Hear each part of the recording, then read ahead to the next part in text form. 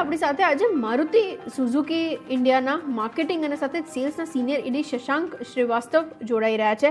આગળ જે પ્રમાણે ડિમાન્ડની કન્ડિશન અત્યારે દેખાઈ રહી છે, મંથલી ઓટો નંબર્સના જે આંકડાઓ આવતા દેખાયા અને आखा सेक्टोरल डिस्कशन ऊपर बातचीत करने માટે. हाय सर, बहुत बहुत शुक्रिया मेरे साथ आज जुड़ने के लिए. सबसे पहले तो वेरी गुड आफ्टरनून. शुरुआत में डिमांड कंडीशन से करना चाह रही थी, किस तरीके से वर्कआउट हो रही है, क्योंकि हम लोगों ने पिछले कुछ समय में देखा है थोड़ी बहुत दिक्कतें in terms of supply disruptions, in terms of chip की शॉर्टेज को लेकर काफी ज्यादा थी. लेकिन एक शुरुआत करें डिमांड कंडीशन से, आगे बाकी पैरामीटर्स के ऊपर डिस्कशन करेंगे. अगर आप शुक्रिया. अगर आप डिमांड पैरामीटर्स की बात करें तो जहां तक बुकिंग्स और इंक्वायरीज का सवाल है वो तो काफी स्ट्रांग है, लेकिन जहां तक सप्लाई का सवाल है वहां पे सेमीकंडक्टर के इशू की वजह से सप्लाई में काफी फर्क देखने को मिला है. लेकिन वहां भी हम देख रहे हैं कि स्थिति थोड़ी बेहतर होती जा रही है. अगर आप सितंबर का महीना देखें तो हमने सिर्फ 40% हमने प्रोडक्शन किया था सितंबर का. अक्टूबर में करीब 60% था और नवंबर में वो 85% तक था. दिसंबर में भी हम उम्मीद कर रहे हैं कि 85% या उसके ऊपर थोड़ा हम जा सकेंगे प्रोडक्शन में. तो इम्प्रूवमेंट तो हो रहा है, लेकिन अगर आप पूछें कि कब ये एकदम नॉर्मल हो जाएगा तो वो कहना मुश्किल है. ग्लोबल इशू है सप्लाई चेन का. इसमें सिर्फ इंडिया नहीं बल्कि बाकी कंट्रीज भी इन्वॉल्व हैं, और इसमें सिर्फ मारुति सुजुकी ही नहीं बल्कि पूरे ग्लोब में जितने भी ओईएम्स हैं सब पे कुछ ना कुछ असर पड़ा है इसका.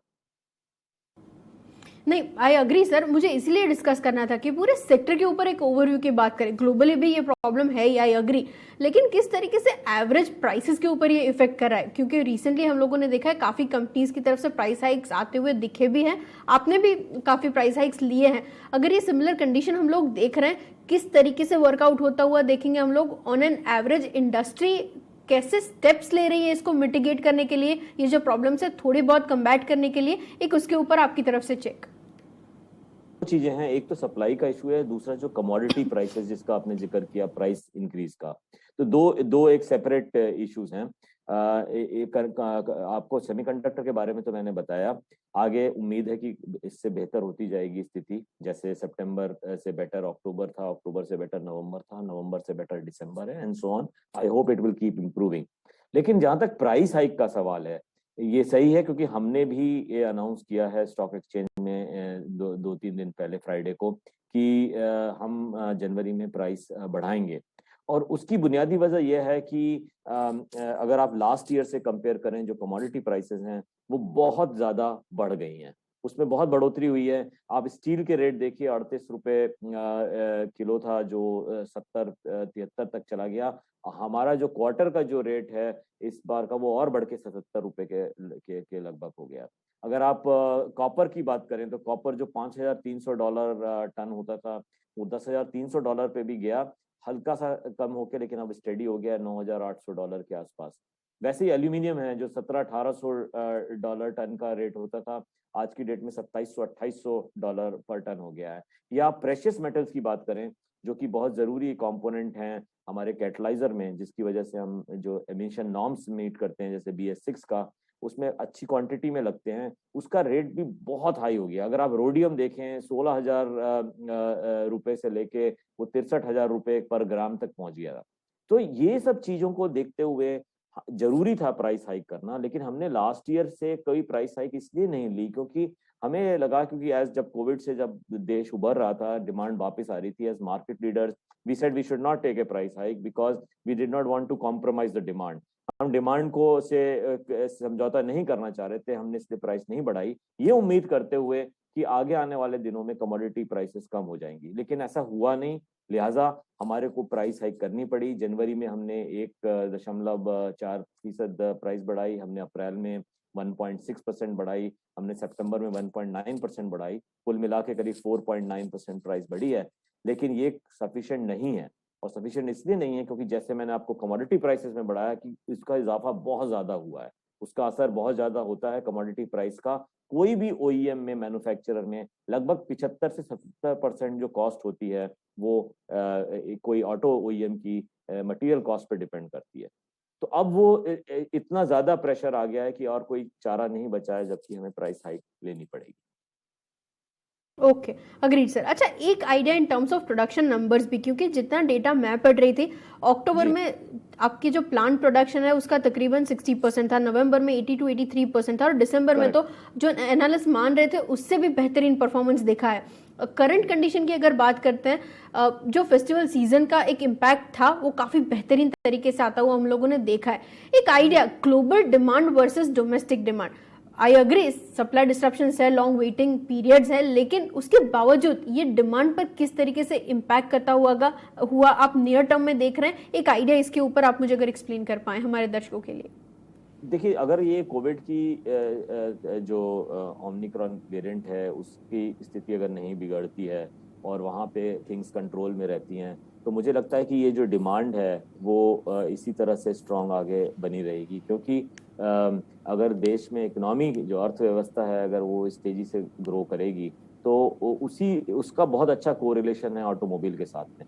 इनफैक्ट कोरिलेशन अगर आप देखें तो 0.9836 का कोरिलेशन है। इसका मतलब अगर अर्थव्यवस्था बढ़ती है तो ऑटोमोबाइल का सेल भी बढ़ता है। तो उस लिहाज से मुझे लगता है कि ऑटोमोबाइल में डिमांड अच्छी रहेगी। और मारुति सुजुकी आगे आने वाले दिनों में, जो सिर्फ मैं अभी नियर टर्म की बात नहीं कर रहा, मैं लॉन्ग टर्म की बात कर रहा हूँ, इंडिया के लिए हम बहुत बुलिश हैं। क्योंकि हमें देखने को मिल रहा है कि इंडिया की इकोनॉमी भी अच्छी ग्रोथ होगी और इसीलिए ऑटोमोबाइल की ग्रोथ भी अच्छी होनी चाहिए।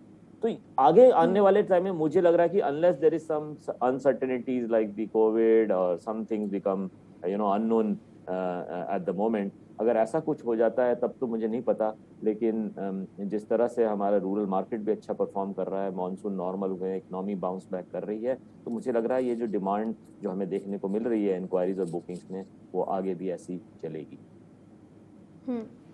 Agreed sir. अच्छा, एक जो मुझे काइंड ऑफ पैरामीटर समझना है वो ईवी स्पेस के लिए समझना है, क्योंकि अब रिसेंटली हम लोगों ने आपकी तरफ से स्टेटमेंट्स भी देखे थे कि तकरीबन 2025 में आप फर्स्ट यहाँ से लॉन्च करने वाले हैं। एक आइडिया, क्योंकि करंटली जो सिचुएशन हम लोग देख रहे हैं उसके अंदर ईवी की पूरी स्पेस काफी एक्सपेंसिव है। आई एग्री, गवर्नमेंट की तरफ से सब्सिडीज काफी है, इसको पुश करने के लिए भी काफी ज्यादा एफर्ट्स दिए जा रहे हैं। एक आइडिया आपकी तरफ से एज एन इंडस्ट्री पर्सन, किस तरीके से ये पूरा ट्रांसलेशन आप देख रहे हैं इंडस्ट्री के अंदर? ग्लोबली एक्सेप्टेंस है, आई एग्री, पर वो पोर्शन काफी कम है। इंडियन मार्केट्स के अंदर ये पेनिट्रेशन की बात करें तो नेग्लिजिबल है। किस तरीके से वर्कआउट होगा नेक्स्ट 1 to 2 years के लिए? जी, आपने बहुत ही अच्छा सवाल किया और मुझे लगता है आपने काफी रिसर्च करी हुई है इस पे। क्योंकि ग्लोबल अगर आप देखें तो ग्लोबल मार्केट में करीब 2 से 3% जो पेनिट्रेशन है वो ईवीज का है। लगभग 80 मिलियन गाड़ियां पिछले साल बनी थी।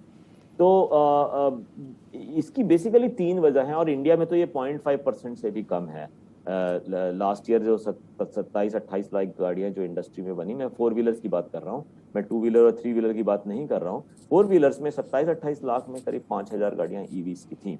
और अगर आप इसको एग्जामिन करें तो उसकी बुनियादी 3 वजह हैं कि ये ईवीज की जो ग्रोथ है उतनी नहीं हो पाई है। नंबर 1, जैसे आपने बोला, एक कॉस्ट ऑफ एक्विजिशन बहुत हाई है। बैटरी की कॉस्ट जो है वो अभी भी $110 पर किलोवाट आवर है, जो जिसका मतलब ये हुआ कि अगर ये जब तक बैटरी की कॉस्ट कम नहीं होगी, कॉस्ट ऑफ एक्विजिशन यानी प्राइस जो है गाड़ियों ईवी गाड़ियों का बहुत हाई रहेगा। ये इंडिया में जो प्राइस सेंसिटिव मार्केट है उसके एक नंबर 1 रीजन है why it has not grown. और आगे battery cost by the way is about 50% of the total EV vehicle cost.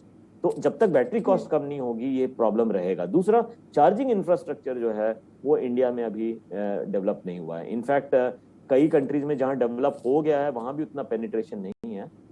लेकिन इंडिया में तो इंफ्रास्ट्रक्चर की भी एक बड़ी कमी हमें नजर आ रही है। और तीसरी चीज है वो ये है कि अगर आप देखें जो रेंज एंग्जाइटी जिसको हम कहते हैं कंज्यूमर्स की, वो कंज्यूमर्स में बरकरार है।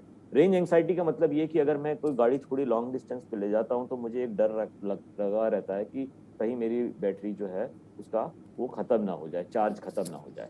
तो ये जो रेंज एंग्जाइटी, ये तीसरी वजह है इंडियन मार्केट में जिसकी वजह से हमारी ईवीज की उतनी ग्रोथ नहीं हो पा रही। और हमें इस पूरे इकोसिस्टम को पूरे ढंग से एग्जामिन करना पड़ेगा before EVs become mainstream in our country. Okay, agreed sir. अच्छा, एक पूरा ऑटो के ऊपर जो हम लोग समझने की कोशिश करें, पूरा पिक्चर देख लेते हैं। एक ट्रांजिशन की बात हम लोग कर रहे थे, BS6 टुवर्ड्स जब आया था तब चीज़ें थोड़ी बहुत यहाँ से काइंड ऑफ अडॉप्शन में दिक्कतें हो रही थी। अब जब वो चीज़ें थोड़ी स्मूदन आउट हो चुकी हैं, ये चीज़ें हम लोग देख रहे हैं, सेमीकंडक्टर की शॉर्टेज आ रही है, कमोडिटी प्राइसेस इंक्रीज हो रही है। किस तरीके से आप पूरी इंडस्ट्री का पिक्चर चेंज होते हुए देख रहे हैं, गिवन द कंडीशन कि नेक्स्ट 1 to 2 ईयर्स में हम कमोडिटी प्राइसेस थोड़े स्टेबल देखेंगे और ये जो चिप की शॉर्टेजेस है वो भी तकरीबन कंप्लीट होते हुए दिख पाएंगी, तब वहां से ग्रोथ पैरामीटर्स कैसे देख पाएंगे हम लोग? से आपको जिक्र किया था कि अगर ये जो शॉर्ट टर्म प्रॉब्लम्स हैं, सेमीकंडक्टर की जो चिप्स की जो शॉर्टेज है, या जैसे कमोडिटी प्राइसेस है, क्योंकि कमोडिटी प्राइसेस की भी साइकिल होती है, तो एक आगे आने वाले दिनों में उम्मीद है कि शायद वो प्रेशर उतना नहीं रहेगा। तो अगर ये दोनों चीजें हट जाती तो देख, जो बुनियादी जो डिमांड होती है, जो फंडामेंटल डिमांड है, वो डिपेंड करती है कंट्री की इकोनॉमिक ग्रोथ पे, उसकी डेमोग्राफी पे, यानी कितने यंग लोग हैं इकोनॉमी में, उसके कंजम्पशन पैटर्न क्या है, उस पर डिपेंड करती है।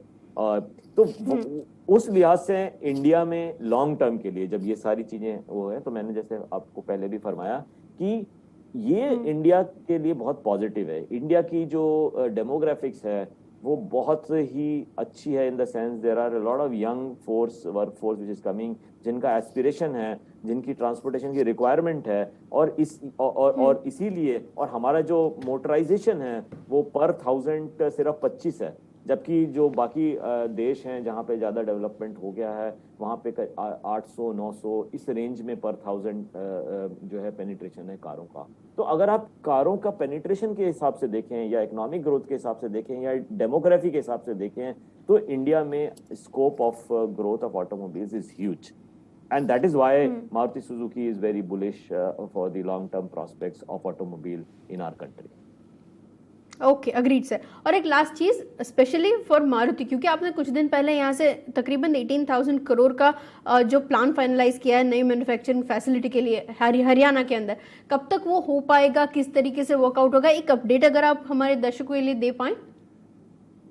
वो हमारे जो प्लानर्स हैं वो लोग अभी इसको स्टडी कर रहे हैं। ये तो बहुत रिसेंट ये है खबर, और एग्जैक्ट डेट तो मैं इस समय आपको नहीं दे पाऊंगा, but maybe in our next interaction I will be giving you an update on this situation.